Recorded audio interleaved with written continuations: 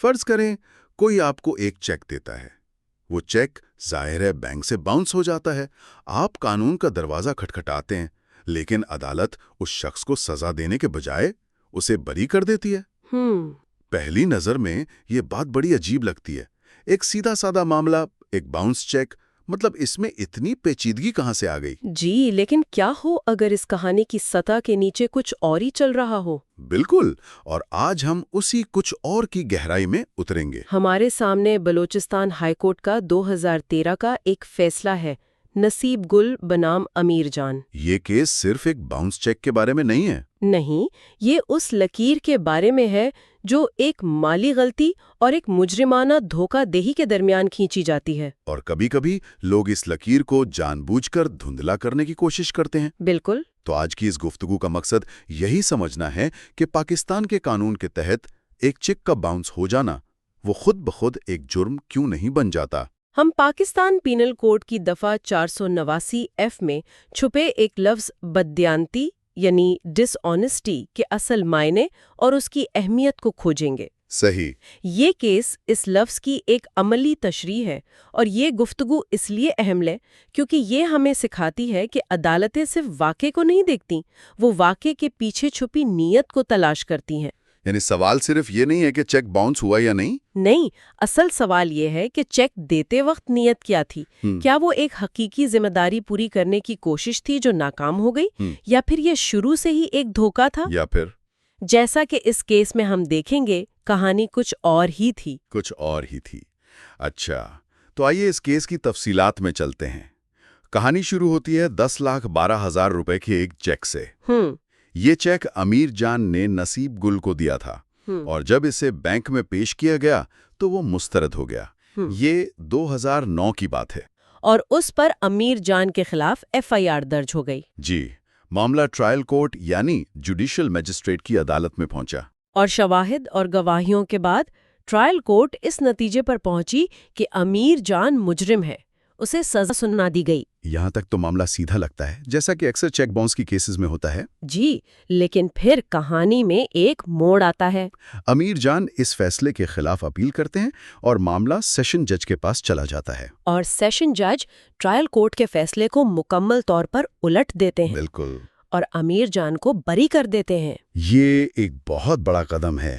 ایک ہی کیس، وہی شواہد، لیکن دو عدالتوں کے بالکل مختلف نتیجے۔ ایک عدالت مجرم قرار دے رہی ہے اور دوسری بے گناہ۔ جی، اب نصیب گل یعنی الزام لگانے والے نے سیشن جج کی اس بریت کے خلاف ہائی کورٹ میں اپیل دائر کی ہے۔ تو ہائی کورٹ کے سامنے سوال یہ ہے کہ ان دو فیصلوں میں سے کون سا درست تھا، اور اس بریت کی وجہ کیا تھی؟ یہیں سے اس کیس کا اصل قانونی نقطہ سامنے آتا ہے جو دفعہ 489-F کے گرد گھومتا ہے۔ جو کوئی بددیانتی سے کوئی ایسا چیک جاری کرے جو قرض کی ادائیگی یا کسی ذمہ داری کو پورا کرنے کے لیے ہو اور پیش کیے جانے پر مسترد ہو جائے، اسے 3 سال تک قید، جرمانہ یا دونوں سزائیں ہو سکتی ہیں۔ جی، اس قانون کا ہر لفظ اہم ہے، لیکن ایک لفظ اس کی روح ہے، اور وہ لفظ ہے بددیانتی سے۔ بالکل۔ لیکن ایک منٹ، اگر کسی نے چیک دیا ہے اور اس کے اکاؤنٹ میں پیسے نہیں ہیں تو یہ بددیانتی نہیں تو اور کیا ہے؟ مطلب عام آدمی تو یہی سمجھے گا۔ یہ ایک بہترین سوال ہے۔ قانون اس تفریق کو بہت احتیاط سے دیکھتا ہے۔ اچھا؟ دیکھیں، دفعہ 489F کو قانون میں اس لیے شامل کیا گیا تھا تاکہ کاروباری لین دین میں اعتماد کو فروغ دیا جا سکے۔ مقصد یہ تھا کہ لوگ چیک کو کیش کے برابر سمجھیں۔ صحیح، تاکہ مالی لین دین میں آسانی ہو۔ جی، لیکن قانون ساز یہ بھی جانتے تھے کہ ہر مالی ناکامی دھوکہ دہی نہیں ہوتی۔ کوئی شخص نیک نیتی سے چیک دے سکتا ہے یہ سوچ کر کہ اس کے اکاؤنٹ میں پیسے آ جائیں گے، لیکن ایسا نہ ہو سکے۔ تو یہ ایک سول یعنی دیوانی معاملہ ہو سکتا ہے، لیکن یہ مجرمانہ بددیانت نہیں ہے۔ اچھا، تو اس کا مطلب یہ ہوا کہ قانون کی نظر میں نیت سب سے اہم ہے، صرف نتیجہ؟ جی بالکل، صرف نتیجہ نہیں۔ محض چیک کا مسترد ہو جانا جرم نہیں بناتا جب تک کہ استغاثہ یعنی الزام لگانے والی پارٹی یہ ثابت نہ کر دے کہ چیک دیتے وقت ارادہ ہی دھوکہ دینے کا تھا۔ بالکل، یہی نقطہ ہے۔ اور اسی نقطے پر ہائی کورٹ نے اپنی پوری توجہ مرکوز کی۔ کیا استغاثہ یہ ثابت کر پایا کہ امیر جان نے بدنیتی سے، دھوکہ دینے کے ارادے سے یہ چیک جاری کیا تھا؟ اور جب ہم گواہوں کے بیانات کو دیکھتے ہیں تو کہانی بالکل ہی الٹ جاتی ہے۔ الٹ جاتی ہے۔ لیکن جب گواہوں کے بیانات سنے گئے تو کہانی میں ایک ایسا موڑ آیا جس نے سب کو حیران کر دیا، خاص طور پر جب الزام لگانے والا نصیب گل خود کٹہرے میں آیا۔ یہ وہ لمحہ تھا جس نے پورے کیس کی بنیادیں ہلا دیں۔ اکثر کیسز میں استغاثہ کا جو مرکزی گواہ ہوتا ہے وہ ان کے کیس کو مضبوط کرتا ہے، جی، لیکن یہاں اس نے اپنے ہی کیس کو کمزور کر دیا۔ یہ تو ناقابل یقین ہے، یعنی الزام لگانے والا خود کہہ رہا ہے کہ اس نے ملزم کو مجبور کیا۔ جی بالکل۔ نصیب گل نے عدالت میں جرا کے دوران خود یہ بات تسلیم کی کہ اس نے امیر جان کو پکڑا اور قرض کی رقم مانگی۔ جب امیر جان نے کہا کہ اس کے پاس پیسے نہیں ہیں تو نصیب گل نے اسے چیک جاری کرنے پر مجبور کیا۔ یہ ایک دھماکہ خیز انکشاف تھا۔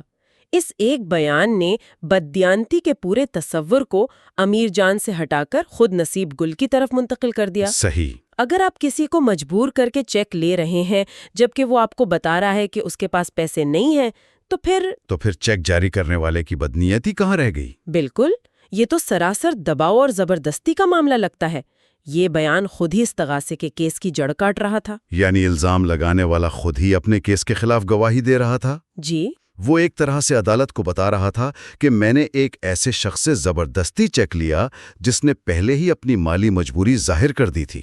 اس کے بعد تو بدنیتی ثابت کرنا تقریباً ناممکن ہی تھا۔ ناممکن ہو گیا ہوگا۔ جی، عدالت کے لیے یہ ایک واضح اشارہ تھا کہ معاملہ اتنا سیدھا نہیں جتنا بظاہر دکھایا جا رہا ہے، لیکن اگر اس بیان میں کوئی شک و شبہ باقی تھا بھی تو استغاثہ کے دوسرے گواہ نے اسے صاف کر دیا، یعنی بینک کے نمائندے نے۔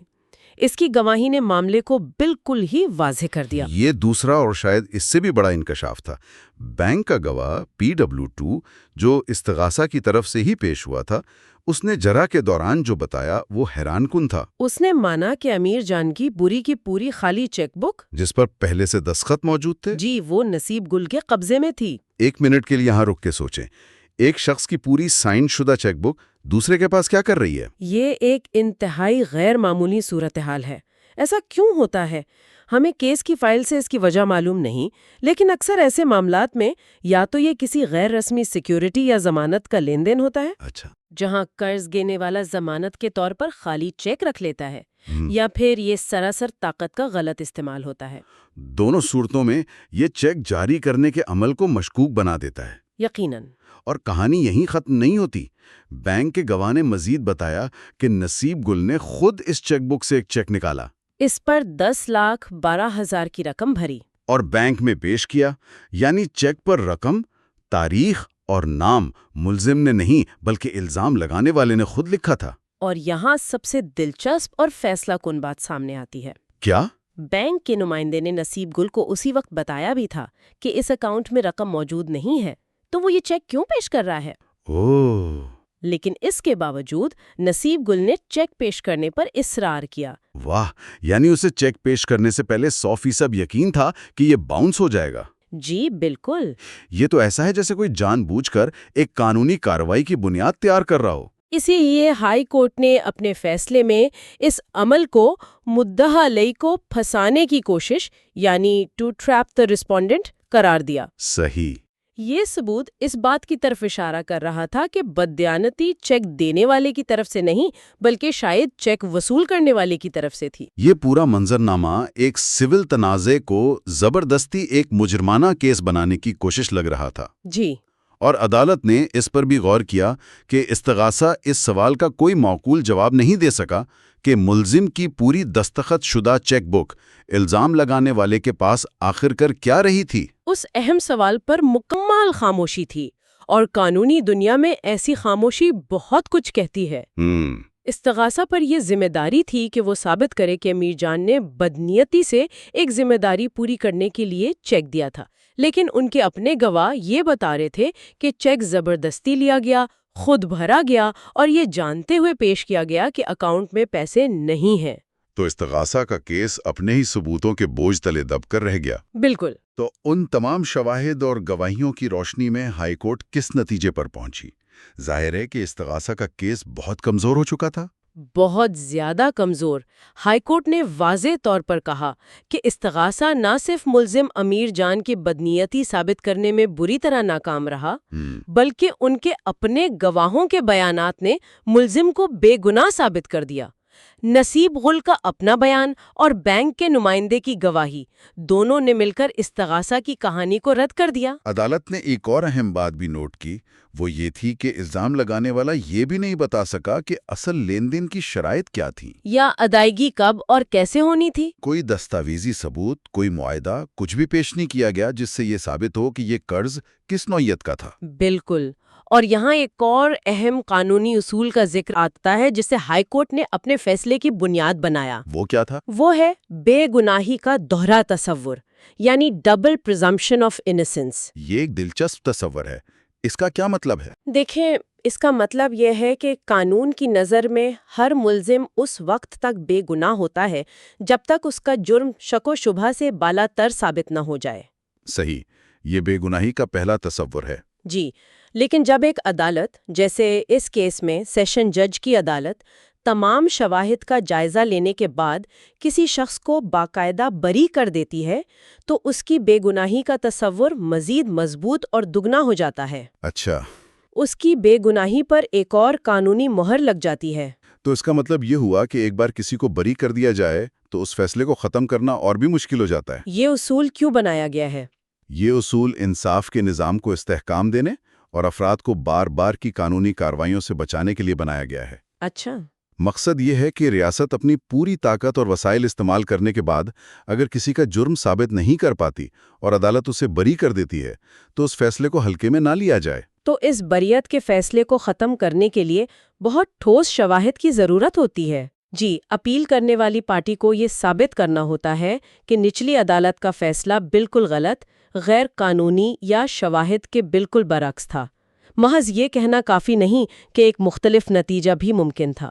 اور اس کیس میں ہائی کورٹ نے پایا کہ سیشن جج کا فیصلہ مدلل تھا اور شواہد پر مبنی تھا۔ بالکل، ہائی کورٹ نے سیشن جج کے فیصلے کو ایک ویل ریزنڈ آرڈر، یعنی ایک ٹھوس وجوہات پر مبنی فیصلہ قرار دیا اور کہا کہ اس میں مداخلت کی کوئی گنجائش نہیں ہے۔ صحیح۔ انہوں نے کہا کہ سیشن جج نے شواہد کا صحیح تجزیہ کیا ہے اور ان کا نتیجہ درست ہے۔ اور حتمی فیصلہ کیا ہوا؟ ہائی کورٹ نے نصیب گل کی اپیل کو ان لمنے خارج کر دیا۔ ان لمنے، اس کا کیا مطلب ہے؟ یہ ایک لاطینی اصطلاح ہے جس کا مطلب ہے شروع میں ہی یا دہلیز پر۔ اچھا، جب عدالت کسی کیس کو ان لمنے خارج کرتی ہے تو اس کا مطلب ہے کہ کیس اتنا کمزور، بے بنیاد یا قانونی طور پر ناقص تھا کہ اسے باقاعدہ سماعت کے لیے منظور کرنے کی بھی ضرورت نہیں سمجھی گئی۔ یعنی عدالت نے ابتدائی نظر میں ہی یہ بھانپ لیا کہ اس اپیل میں کوئی جان نہیں ہے۔ جی، اور اس پر مزید کارروائی کرنا وقت اور وسائل کا ضیاع ہے۔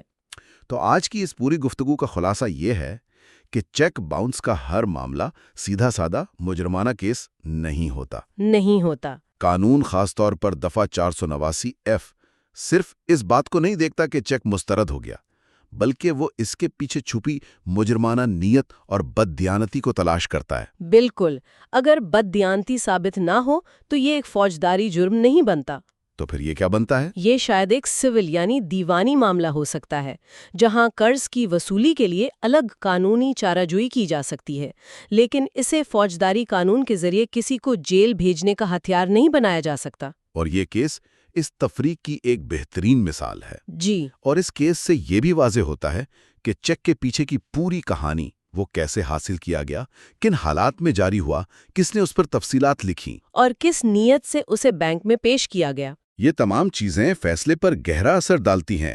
عدالت صرف کاغذ کے ایک ٹکڑے کو نہیں بلکہ اس کے پیچھے کے پورے انسانی تعامل کو دیکھتی ہے۔ یقیناً، اور اس سے ایک اہم سوال پیدا ہوتا ہے۔ یہ عدالتی دستاویز ہمیں یہ نہیں بتاتی کہ امیر جان اور نصیب گل کے درمیان اصل قرض کا معاملہ کیا تھا، یا وہ چیک بک ایک شخص سے دوسرے شخص تک کیسے پہنچی۔ اس پر ہم صرف قیاس ہی کر سکتے ہیں۔ جی، ہو سکتا ہے کوئی حقیقی قرض موجود ہو جس کی وصولی کے لیے غلط طریقہ اپنایا گیا۔ لیکن یہ کیس ہمیں ایک بڑی تصویر پر سوچنے پر مجبور کرتا ہے۔ یہ ہمیں اس بات پر سوچنے پر مجبور کرتا ہے کہ مالی تنازعات میں قانونی نظام کو بعض اوقات قرض کی وصولی کے ایک جائز ذریعے کے طور پر نہیں بلکہ کسی پر دباؤ ڈالنے، اسے ہراساں کرنے یا اپنے مقاصد کے لیے استعمال کرنے کا ایک آلہ بنا لیا جاتا ہے۔ یہ سوچنے کی بات ہے کہ ایک سول یعنی دیوانی نوعیت کا تنازع کب اور کیسے ایک فوجداری جرم کی شکل اختیار کر لیتا ہے۔ اور ہماری عدالتیں اس تفریق کو قائم رکھنے میں کتنا اہم کردار ادا کرتی ہیں۔ بالکل۔ اور شاید آج کے لیے سوچنے کی بات یہی ہے کہ جب قانون کا مقصد انصاف فراہم کرنا ہو تو اسے دباؤ ڈالنے یا بدلہ لینے کے آلے کے طور پر استعمال ہونے سے کیسے بچایا جائے۔ یہ کیس تو ایک فرد کے بارے میں تھا، لیکن اس کا سبق پورے نظام کے لیے ہے۔ You are watching Legal Gupshup and GK with MD, your source for legal, historical, and breaking news. Don't forget to like, subscribe, and share for more informative content.